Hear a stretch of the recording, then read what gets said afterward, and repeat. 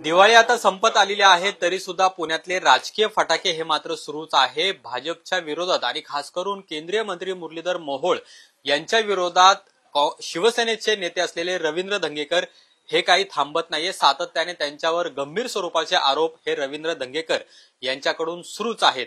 गेल्या आठवड्यात एकनाथ शिंदे यांनी रवींद्र धंगेकर यांना समज दिलेली होती, महायुतीमध्ये दंगा नको अशा सूचना सुद्धा दिलेल्या होत्या। मात्र त्यानंतरही रवींद्र धंगेकर हे थांबलेले नाहीत आणि आजपर्यंत ते मुरलीधर मोहोळ यांच्यावर जैन बोर्डिंग जमीन व्यवहार प्रकरणामध्ये सातत्याने गंभीर आरोप करतायत।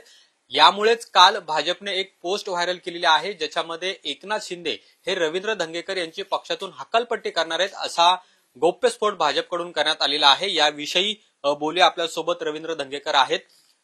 काल भाजपने एक पोस्ट केलेली आहे ज्याच्यामध्ये तुमची हकालपट्टी शिवसेनेतून होणार आहे, एकनाथ शिंदेनी तशी तयारी केलेली आहे असं भाजप म्हणते। भाजप काय म्हणतं हा विषय वेगळा आहे। माझी ही लढाई भाजप बरोबर नाहीच आहे। ही काही विकृती लोक वर्षानुवर्ष ह्या पुण्यनगरीला लुटण्याचं काम करतात, काही चुकीचे व्यवसाय करतात, चुकीचे धंदे करतात, त्यांनी ही फेक न्यूरिटी चालू केलेली। आता ह्याच्यामध्ये ह्यांनी जी लोक बसवलेली आहेत वर्षानुवर्ष, ही वर्षानुवर्ष असणारी लोक ही चिकटून बसलीत आणि बिल्डर लॉबीनी ह्या भारतीय जनता पार्टीला विळखा घातलेला आहे। आड्यावाले, गुत्त्यावाले ह्यांची संघटना जास्त झालेली आणि ह्याच्या विरुद्ध मी आवाज उठवणं ही गैर नाही। आणि अनेक भारतीय जनता पार्टीचे ज्येष्ठ नेते आहेत, त्यांच्यावर मी काम केलेलं आहे। मला आठवतंय की प्रदीप रावत ह्याचे खासदार होते पुण्यनगरीचे आणि त्यांनी काम केलं, बापट होते, बापट साहेबांनी काम केलं, पण अशा पद्धतीचं बिल्डर लॉबी हाताला धरून पुण्याचं लुटण्याचं काम यांनी कधी केलं नाही। दादा रावत तर मी एकदम जवळ बघितलेलं आहे, ते त्यांच्या पक्षाचे ठाम आहेत, पण एक आदरणीय म्हणून आजही आम्ही त्यांना वाकून नमस्कार करतो दादांना कधी भेटल्यावर, कारण शेवटी त्यांनी केलेल्या कामाचीच भविष्यात किंमत होत जाते। आणि ही जी काही 5-6 लोक भारतीय जनता पार्टीमध्ये आहे, ही ज्या पद्धतीनं ह्या महानगरपालिकेचे लक्तर वाढतात, त्या बिल्डर लॉबी बरोबर राहून पुणेकरांची लक्तर वाढतात, त्याच्या विकृतीवरनं बोलणं हा काही गैर नाही। आणि मला कुठल्याही पक्षाचं नोटीस नाही, पक्षाने विचारणा केलेली नाही। मी शिवसेना प्रमुखांच्या विचाराची लढणारा कार्यकर्ता आहे, पूर्वी होतो, आज बी होतो, मधल्या काळात बी होतो। कारण ज्यांनी शिवसेना प्रमुखांच्या त्यांचे विचार ज्या वेळेला त्यांनी मांडलेत ते विचार आम्ही भविष्यामध्ये मांडणार आहोत। ह्याच्यामध्ये एकनाथ शिंदे हे शिवसेना प्रमुखांच्या मुशीत तयार झालेले कार्यकर्ते आणि अन्यायाविरुद्ध जरी सत्ता जवळ आली तर ती बाजूला सोडून जनतेसाठी रस्त्यावर यायला पाहिजे, शिवसेना प्रमुखांचा शब्द आहे। भाजप म्हणते की एकनाथ शिंदेच तुमची हकालपट्टी करणार आहेत, श्रीकांत शिंदे सुद्धा यांना तुम्ही नको अशा पद्धतीचा एक दबाव आणला जातोय। मग भाजपकडून नेमकं हे का बोललं जाते? अहो, हे भाजप नाही बोलत, परत एकदा ते सांगतो, ही भाजप मधली चांडाळ चौकटी विकृती आड्यावाले आणि गुत्त्यावाले हे बोलतात, हे बाकीचं जनता बोलत नाही। तुम्ही सांगा की खाजगीत मला भारतीय जनता पार्टीच्या कार्यकर्त्यांचा नेत्यांचा पाठिंबा आहे। सुधीर मुनगंटीवार बोलले ना की दंगेकर भाजपवर बोलत नाही, दंगेकर हे विकृतीवर बोलतात आणि त्यात काही गैर नाही। मग आता सुधीर मुनगंटीवार जर माझ्या तर त्यांची हकालपट्टीची मागणी करणार का दंगेकरला पाठिंबा दिला म्हणून? म्हणजे हे सगळं फेक न्यूरिटी आहे। पुणे शहराला ओरबडण्याचं काम ज्या विकृतीने केलं त्याच्यावर बोलणं हा माझा अधिकार आहे आणि हा अधिकार मला पुणेकरांनी पूर्वी दिलाय। आणि भविष्यामध्ये हे चुकीच्या लोकांना पाठीशी घातलं तर येणारी पिढी आपल्याला माफ करणार नाही आणि आपली नोंद इतिहासात काळी म्हणून होईल की एक कार्यकर्ता होता पण तो बी परकुटा निघला, ही आपल्याला शिक्का लागला नाही पाहिजे। म्हणून मी सातत्याने लढणार आणि ह्या लढाईमध्ये पुणेकर माझ्या बरोबर असणार आहेत।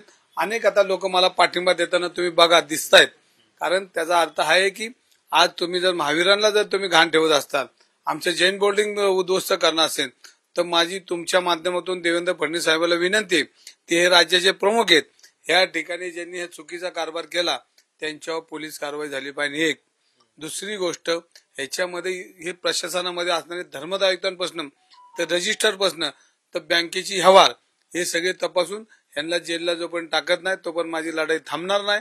कारण ही लढाई ही जनतेची लढाई। हा पैसा ह्या बँकेत आला कुठनं? एवढा 20 कोटी आणि 40 कोटी एका दिवसात द्यायला ह्या बँकेला अधिकार कोण दिले ह्याची आणि ह्यामध्ये पैसा कोणाकोणाचा आहे ह्याची तपासणी झाली पाहिजे। त्या बँकेचे देशपांडे त्यांच्या पूर्वी ऍप्लिकेशन झालं होतं आणि त्यावेळेलाही त्यांनी 50 कोटी रुपये असेच बेकायदेशीर तिथे जमा केले, त्याची इन्क्वायरी बी चालू आहे। तुम्ही त्याचं पोर्टल उघडलं तर तुम्हाला दिसन. म्हणजे हे सगळे चोर कंपनी एकत्र येऊन महावीरांसहित ते जागा त्यांचा खाण्याचा प्रयत्न आहे. म्हणून माझी विनंती आहे की देवेंद्र फडणवीसांनी ह्या जैन बोर्डिंग दिमागात उभं केलं पाहिजे, कारण ते विद्येचं माहेरघर आहे आणि विद्येच्या माहेरघरामध्ये एखादा लोकप्रतिनिधी विद्यार्थ्यांची अधिक सोय करणार का कमी करणार याचा तपास झाला पाहिजे. देवेंद्र फडणवीस साहेबांनी यांना 100 कोटी रुपये अनुदान दिलं पाहिजे आणि याच्यामध्ये महावीरांसहित जैन बोर्डिंग हे दिमागदारपणे उभं राहिलं पाहिजे आणि तरच आपल्या पुण्याची विद्येच्या माहेरघरात एक मान उंचवण्याचं काम फडणवीस साहेबांनी करावं, हे तुमच्या माध्यमातून मला विनंती. तुम्ही सातत्याने आरोप करतायत, पण याच्यावर तुमच्यावर सुद्धा कारवाई होऊ शकते. म्हणजे हा सगळा राजकीय आरोप प्रत्यारोपाचा भाग आहे. यामध्ये काल तुम्ही एक ट्विटही केलेलं आहे, पोस्ट केलेली आहे, ज्याच्यामध्ये तुम्ही म्हणताय की तुम्हाला राजकीय किंमत सुद्धा मोजावी लागेल, ती तयारी तुमची आहे, असं तुम्हाला काय वाटतंय? ह्याच्यामध्ये माझ्या विरोधात तुम्ही बघितलं असेल, पॉपचं आंदोलन केलं, पोर्शो कारवर केलं, काही सिस्टीम चुकीची सिस्टीमची जाळं या पुणे शहरामध्ये प्रचंड आहे आणि ही लोक माझ्या निवडणुकीमध्ये मला विरोध करायला येतात, माझ्या विरुद्ध पेरणी करतात, पोलीस खातं हाताशी, म्हणजे सगळं सिस्टीम हायजॅक करून माझ्या अंगावर सगळे सोडतात. आणि हे बी आता गुन्हेगार असेल, निलेश घाईवाळ असतील, हे बाकीचे सगळे लोक ही जैन समाजाच्या विरोधात असलेली लॉबी, आजची लॉबी ही पैसे पेरणीपासून सगळी कामं करतात. त्यामुळे ही किंमत मला मोजावी लागणार हे मला दिसतंय. पण शेवटी लढाई ही जनतेसाठी लढाई, पद येईल जाईल, पण आपण षंड म्हणून जगण्यापेक्षा आपण वाघ म्हणून कधी जगलं पाहिजे ना. तुम्ही शिवसेनेमध्ये जर कारवाई झाली तर नेमकं पुढे काय होतं? म्हणजे अनेक पर्याय लोक पण तुम्हाला ऑफर देऊ लागलेले आहेत आत्ताच. म्हणजे उद्धव बाळासाहेब ठाकरे पक्षांकडूनही ऑफर आलेली आहे. काल भाजप असं म्हणतं की काँग्रेसनेच तुम्हाला इथं पाठवलेलं आहे हस्तक म्हणून. आणि भाजप बोलतंय का भाजपची विकृती बोलते? भाजपचा प्रवक्ता अजून बोलायला तयार नाही. ही विकृती बोलते. मी विकृतीच्या विरोधात आहे, भाजपच्या विरोधात नाही. आणि भाजपचा हा प्रश्न तुम्ही सारखं विचारू नका. भाजप हा चांगला पक्ष आहे, चांगली लोक आहेत, तिथं सज्जन लोक, केंद्रीय मंत्री आहेत ते, तुम्ही ज्यांच्यावर सातत्याने आरोप करताय त्यातले पुण्याचे खासदार भाजपचे म्हणून ते निवडून आलेले आहेत, अपक्ष म्हणून निवडून आलेले नाहीयेत. त्यामुळे ती भाजपची जबाबदारी आहे. माझं म्हणणं आहे की गोखले बिल्डर आणि मुरलीधर मोळ हा प्रायव्हेट कंपनी, ही काय भाजप कंपनी आहे का? जर भाजप कंपनी असेल तर मी बोललो तर गैर आहे. ही प्रायव्हेट कंपनी, ही लुटणारी कंपनी. आणि मग हे जर लुटीचा डाव खेळत असेल तर भाजप बाजूला ठेवून यांच्या विरुद्ध आपण बोललो नाही तर मग त्यात बोललंच पाहिजे ना. भाजपकडून अजूनही काय प्रतिक्रिया येत नाहीये यावरती? म्हणजे मुख्यमंत्री सुद्धा बोलत नाहीये की या जैन बोर्डिंग जमीन व्यवहारामध्ये नेमकं काय झालेलं आहे. मला विश्वास आहे देवेंद्र फडणवीस यांच्यावर कारवाई करतील, यांच्यावर पोलीस गुन्हे दाखल करतील, संबंधित चुकीचे लोक असेल तर त्यांना जेलला टाकतील, हा माझा विश्वास आहे. आणि परत एकदा तुमच्या माध्यमातून जैन मंदिर हे शासनाने उभा करून जैन समाजाला अर्पण करण्यात यावं. काही झालं तरी तुम्ही आता मागे हटणार नाही शेवटपर्यंत, जोपर्यंत या जैन बोर्डिंग जमिनीचा जो व्यवहार आहे त्याचा फैसला अंतिम होत नाही किंवा निकाल लागत नाही, न्याय मिळत नाही, तोपर्यंत तुम्ही लढत राहणार. सोबत आहेत पुणेकर, लढत राहणार धंगेकर. त्यासाठी राजकीय किंमत मोजावी लागली तरी तयारी आहे का? ट्विटच केलं, जे काय व्हायचं ते होऊन दे, पण आपण लढलो पाहिजे. आज एक तुम्ही ट्विट केलेलं आहे ज्याच्यामध्ये तुम्ही म्हणताय की 2024च्या निवडणुकीमध्ये एकाला मुख्यमंत्री व्हायचं होतं, तशा पद्धतीची तयारी चालू होती. ते नेमकं काय? काल जे बोलले ना की दंगेकरांची हकलपट्टी, ही जी पेरणी केली तीच लोक ह्याच्यामध्ये होती, तर त्याचं उत्तर मी उद्या तुम्हाला देतो. आज जरा ट्विट केला, आज जरा बघतो ना किती त्याला. तुम्ही रोज एक ट्विट करून म्हणजे चर्चेला उदाहरण आणताय, पण खूप तुम्ही देत नाहीये, तुम्ही पुरावे पण देत नाहीये. पुरावे का? आता काय देऊ? आता डोकं फोडून देऊ का? सगळे कागद दिली, भ्रष्टाचार दाखवला, ह्याचे वेगळं काय दाखवू का मी तुम्हाला? आता काय पाहिजे तुम्हाला? आता तुम्हाला मला जर सुद्धा मला समजत नसेल तर मग आपण पुण्यात राहणं किंवा भारतीय नागरिक म्हणून आपला अधिकारच नाही. समजलंच पाहिजे काय चाललंय ते. तुम्ही पुरावे देऊन आता जवळपास 5 ते 6 दिवस झालेले आहे तुम्ही म्हणताय, पण कारवाई काहीच होत नाहीये. मुख्यमंत्री सुद्धा या प्रकरणामध्ये लक्ष घालत नाहीत ना. मला असं वाटतं की फडणवीस साहेब याच्यावर लक्ष घालतील आणि चुकीची विकृती, कारण अड्ड्यावाले आणि गुत्त्यावाले यांची संख्या वाढत चालली, ह्याला ते कंट्रोल करतील. काल एक जैन बोर्डिंगचे जे आंदोलक आहेत त्यांनी एक प्रकार समोर आणलेला आहे ज्याच्यामध्ये महानगरपालिकेकडे सुद्धा जैन बोर्डाने परवानगी मागितलेली होती. एक मिनिट तुम्हाला सांगतो, याच्यामध्ये तुम्ही चांगला प्रश्न विचारला की ही जर जागा विकली असेल, म्हणजे सगळं बघा ह्यावर कसं चुकीचं आहे, तर ह्याची परवानगी बिल्डरने टाकली, हा महत्वाचा मुद्दा. पण ह्याच्यामध्ये एपीएसआय चोरीचं प्रकरण आहे. कारण एखाद्या संस्थेला जर बांधकाम करायचं असेल तर त्याला ऍडिशनल एपीएसआय मिळतो. ऍडिशनल एपीएसआय मिळतो, ती चोरी त्यामध्ये केलेली त्यांनी. म्हणजे सगळीकडे चोरी आणि चोर, चोरी आणि चोर. तर ही सगळी उंदीर मांजराची जो आपण पाठला गेला, हे सगळं चोर आणि उंदीर अशी. म्हणजे यामध्ये महानगरपालिकेचे अधिकारी सुद्धा सहभागी आहेत. 100%. जर तुम्ही जागा विकता एका बाजूला आणि एका बाजूला संस्थेच्या नावाने जर तुम्ही प्लॅन टाकत असेल तर संस्थेला एपीएसआय जास्ती मिळतो. हे डोक्याने सगळं. आणि मग त्याला फोन करणं, कुणी केलं. अहो तिथं एक पत्र टाकायची परवानगी मिळते का त्या महानगरपालिकेत सर्वसामान्यांना? एवढ्या मेट्रो बिल्डिंग महिनाभरात लेआउट खोटा लेआउट चेक करताना तुम्ही तिथं काय काय त्याचं तुम्हाला महानगरपालिकेला तिथं नोंद करावी लागते आणि त्यानंतर लेआउट पास होतो. त्याशिवाय लेआउट पास होत नाही. मंदिराची जागा दाखवायला लागते. हे सगळं कुठं दिसते? प्लॅन मध्ये मंदिराची जागा दिसत नाही. मग तुम्ही बघितलं काय? आणि लेआउट मध्ये हे मंदिर बघितलं तर इथं महानगरपालिकेवर कोणाचं प्रेशर होतं? ते मोहळांचं होतं. दुसरं एक व्हिडिओ तुम्ही मुरलीधर मोहोळ यांचा एक व्हिडिओ व्हायरल केलेला आहे, जे गोखले कन्स्ट्रक्शनची जाहिरात करतात एका साईटवर. तर दुसरीकडे मी नाही, विजय कुमारांनी केला, त्यांच्या पोर्टलवर दिसतो, सगळीकडे दिसतो. आणि त्यात काय हे फक्त काय लपून राहिलं नाही गोखलेंची त्यांचे संबंध. हे गोखलेंचे त्यांचे संबंध. आता मग त्यांना काय बघायचं? दंगेकर कुठं सापडतोय शोधा. मग ते शोध मोहीम केली. पण एक काय प्रकरण, तुमचा जो व्हिडिओ समोर आला, तुम्ही एका नामांकित कपड्याची जाहिरात करताय, तर तुम्ही खरंच त्याचे ब्रँड अँबॅसिडर आहात का? एक मिनिट ऐका. तिथं जो टेलरिंग काम करतो तो माझा कार्यकर्ता आहे. तुमच्यासारखा तो मला मामा म्हणतो. आणि मग मामा म्हणल्यानंतर एक नातं आपलं बरोबर निर्माण तयार होतं.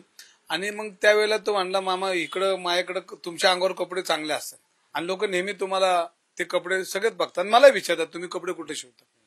म्हणून तो म्हणला, मामा माझ्यासाठी करा, माझा व्यवसाय वाढ. एक छोटा टेलरिंग काम करणारा युवक जर म्हणला तर माझ्या व्यवसायाला तुम्ही बोलल्यामुळे हातभार लागत.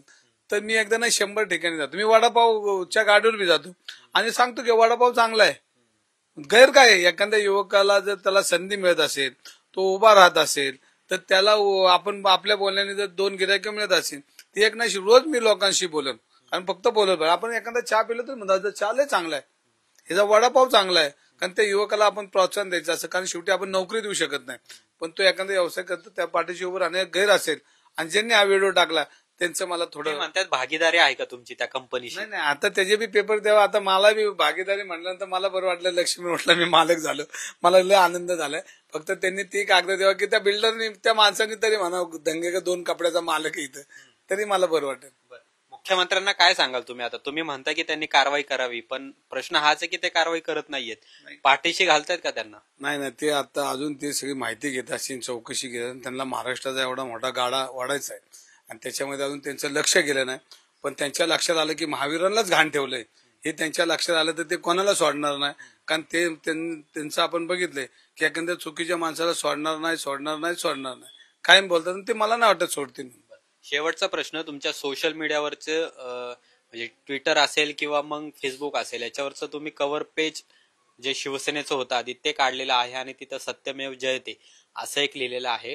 कुठेतरी एकनाथ शिंदे तुमच्यावर कारवाई करतील अशी कुणकुण तुम्हाला लागली आहे का? आणि मग तुम्ही हे सगळं बदलताय? मला काही कुणकुण लागलेली नाहीये. मला विश्वास आहे की एकनाथ शिंदे साहेब चुकीच्या कामाला पाठबळ देणार नाहीत. आणि जर दंगेकर लढत असेल, हा काय वैयक्तिक स्वार्थ नाही माझा, गोखलेचा आणि माझा काय बांधाला बांध नाही, पण जैन धर्मियांचं महावीरांना ज्या ठिकाणी घाण ठेवलं जातं, एक पुणेकर म्हणून सळसळणारं रक्त आपण छत्रपतींचे वारस आहोत. आणि आपल्या पुण्यनगरीमध्ये जर चुकीची काम होत असेल, देव धर्म देश हा जर घाण ठेवायची वेळ जर या सत्ताधाऱ्यांनी आणली किंवा त्या विकृतीने, तर त्याच्यावर नाही बोललं तर त्याच्यासारखं पापी कोण नाही. पण शिवसेनेतून तुमच्या बाजूने कोणीच बोलताना दिसत नाहीये. मोठमोठे नेते असतील किंवा मग पुण्यातले नेते असतील, पण बाकीचे नेते म्हणजे इतर पक्षातले नेते मात्र तुमची बाजू घेतात. पक्षामध्ये तुम्ही एकटेच पडलेला आहात का? सातत्याने तुम्ही मुरलीधर मोहोळ, चंद्रकांत दादा पाटील यांच्यावर आरोप करताय, त्याच्यामुळे पक्षामध्ये तुम्ही एकटे पडलेलात? मी एकटाच लढत आलो आजपर्यंत, एकटा लढेल. पण माझ्या मागं पुणेकर सगळे महाराष्ट्र माझ्या मागे, पक्ष नाहीये ना? सगळेच आहेत. तुम्हाला वाटतंय? तुम्ही काय आमच्या बैठकीत गेलता का? आमच्या बैठकीत काय ठरलं ते आम्हालाच माहिती ना. कसली बैठक झाली तुमची? नाही, पक्षाची बैठकीत होतं ना, कळतं ना काय काय नाही. तर याच्यामध्ये असं काय नाही. उघडपणे कोणी बोलत नाहीये, घाबरतायत का? पण शिवसेनेचे नेते शिवसेना घाबरलेली पाहिली का कधी? बोलत का नाहीये मग उघडपणे? म्हणजे तिकडं बाकीचे विरोधी पक्ष बोलतात तुमच्या बाजूनी, तुमच्या पक्षातलेच तुम्हाला साथ देत नाही असं चित्र आहे. नाही हे हा गैरसमज आहे. मी लढतोय. कोणी कोणी पाठिंबा दिलाय तुम्हाला? शिवसेनेतून कोणाचे फोन आलेले आहेत मोठमोठ्या नेत्यांचे किंवा पुण्यातले? ह्याच्यावर उद्या बोलू ना आपण, सगळं सविस्तर सांगतो. आता लाईव्ह चालू आहे, बघतील लोक. म्हणजे शिवसेनेचे नेते पण बघतील की रवींद्र धंगेकर बरोबर बोलतायत, बरोबर काम करतायत. उद्या लाईव्ह चालू होणार आहे. उद्या माझा विषय वेगळा आहे, त्याच्यामध्ये पक्ष संघटना आणि त्याच्यावर मी बोलणार. शेवटचा प्रश्न, आगामी महानगरपालिका निवडणुका आहेत. काल मुख्यमंत्री असं म्हणालेत की मुंबईमध्ये आम्ही महायुती म्हणून एकत्र लढू, पण इतर ठिकाणी म्हणजे ठाणे, पुणे, पिंपरी चिंचवड, नाशिक अशा ठिकाणी स्वबळावर लढलं जाईल, मैत्रीपूर्ण लढत केली जाईल आणि नंतर आम्ही एकत्र येऊ. तर शिवसेना म्हणून तुमची काय भूमिका आहे पुणे महानगरपालिकेसाठी? शिंदे साहेब जो निर्णय घेतील तो आम्हाला सगळ्या शिवसैनिकांना बंधनकारक आहे. ते जो आदेश देतील त्या आदेशानुसार आमची लढाई लढणार आहोत. त्याच्यामध्ये ताकदीने ह्या पुणे महानगरपालिकेत चांगलं प्रशासन, चांगलं पायाभूत सुविधा आणि पुण्याचं व्हिजन या विषयावर आम्ही निवडणूक लढवणार आहे. आणि एकनाथ शिंदे साहेबांनी जो आदेश देईल तो आदेश आम्हाला, म्हणजे स्वबळावर लढायची तयारी तुमची पण आहे. शिंदे साहेब जो निर्णय घेतील त्या निर्णयाला आम्ही बांधील आहे. खूप खूप धन्यवाद आमच्याशी बोलल्याबद्दल. तर अजूनही रवींद्र धंगेकर हे मोहोळ यांच्यावर जे आरोप केलेले आहेत त्यावरती ठाम आहेत. कुठलीही राजकीय किंमत मोजावी लागली तरी मागे हटणार नाही, पुणेकरांसाठी लढत राहू असा विश्वास देखील रवींद्र धंगेकर यांनी व्यक्त केलेला आहे. कॅमेरामन तुषार नानावरेसह अमोल धर्माधिकारी, लोकशाही मराठी, पुणे. लोकशाही मराठी ऐका, पहा, जागरूक रहा.